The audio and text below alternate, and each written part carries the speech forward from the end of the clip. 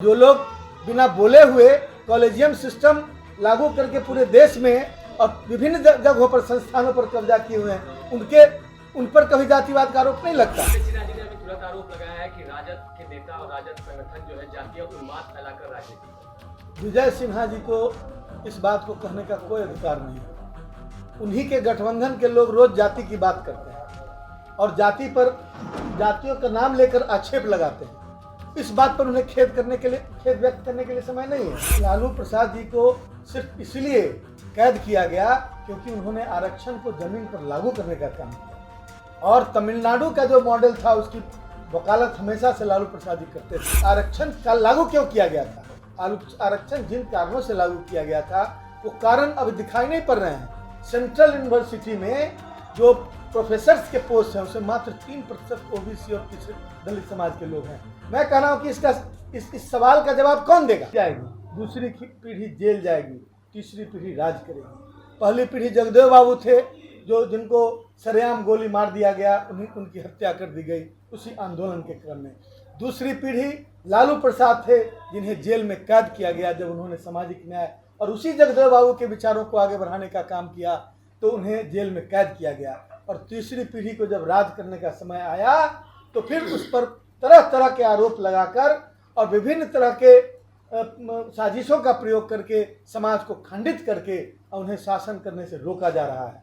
यह तमाम समाज के छूटे हुए लोग जगदेव बाबू के द्वारा बोले गए 90% लोगों को सजग करने और एकजुट करने की मुहिम है।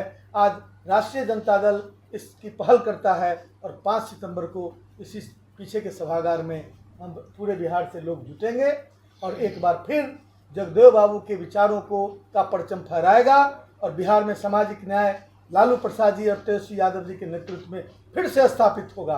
हम सभी लोग इस बात के लिए कृत संकल्पित हैं। डिप्टी सीएम तो कह रहे हैं कि 15 साल लालू जी की सरकार थी, राजद की सरकार थी, उस समय आरक्षण की बातें राजद ने क्यों नहीं? कौन बोल रहा है कि आरक्षण की बातें नहीं? उनको अध्ययन करना चाहिए। लालू प्रसाद जी को सिर्फ इसलिए कैद किया गया क्योंकि उन्होंने आरक्षण को जमीन पर लागू करने का काम किया और तमिलनाडु का जो मॉडल था उसकी वकालत हमेशा से लालू प्रसाद जी करते थे। लेकिन मैं कह रहा हूँ कि सामाजिक न्याय की जब कभी भी बातें होती हैं तो उस मुहिम को जातिवाद का नाम दिया जाता है और जब जातिवाद करने वाले लोग कंबल ओढ़कर घी पीते रहते हैं और अप्रत्यक्ष रूप से समाज में आज बहाली की हालत जो है बिहार के अंदर और देश के अंदर आप देख लीजिए, हर जगह आरक्षण के नियमों का उल्लंघन हो रहा है और आरक्षण के नियमों का रॉन्ग इंटरप्रिटेशन करके और जगह जगह मैं कह रहा हूं कि आरक्षण का लागू क्यों किया गया था? आरक्षण जिन कारणों से लागू किया गया था वो कारण अभी दिखाई नहीं पड़ रहे हैं।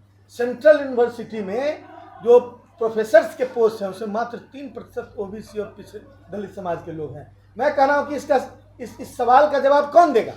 केंद्र में बैठे हुए लोग लैटरल एंट्री के माध्यम से समाज के सामाजिक न्याय की ताना बाना को तोड़ने की कोशिश कर रहे हैं और सत्ता में और बहुमत का गलत फायदा उठाकर और देश की जनता को गुमराह कर रहे हैं। इन तमाम चीज़ों का पर्दाफाश इस आंदोलन के क्रम में होगा। इसलिए मैं समझता हूं कि यदि कोई इस पर बयानबाजी करते हैं तो थोथी दलील है उनकी कि लालू प्रसाद जी आरक्षण की बातें। लालू प्रसाद जी तो इसी के लिए बदनाम किए गए कि उन्होंने समाज के छूटे हुए लोगों की तरफदारी की और छूटे हुए लोगों को बराबरी में लाने का काम किया।